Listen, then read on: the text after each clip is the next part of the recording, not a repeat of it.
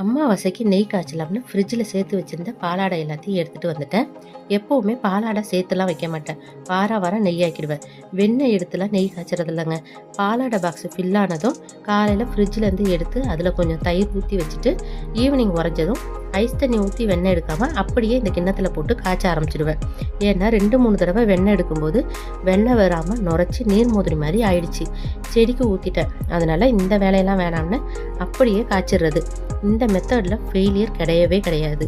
அப்படியே பாலாடை தயிரை போட்டு சிம்மில் வச்சு காய்ச்சினா 10 நிமிஷத்துலேயே நெய் வர ஆரம்பிச்சிடும்.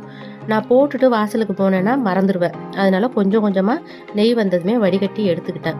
மறுபடியும் காய்ச்ச ஆரம்பிச்சிட்டேன். அப்புறம் மறந்துட்டா எல்லாமே கருகி போயிடணும்ல. அதனால் இந்த மெத்தடில் கசடு கொஞ்சம் அதிகமாக தான் இருக்கும். பாத்திரம் சூடாக இருக்கும்போதே ஒரு ஷார்ப்பு கரண்டியை வச்சு சுரண்டுனா எல்லாமே வந்துடும். அப்படி இல்லாட்டி கொஞ்சம் வினிகர், பேக்கிங் சோடா, கொஞ்சம் வெந்நீர் ஊற்றி ஊற விட்டால் வந்துடும்.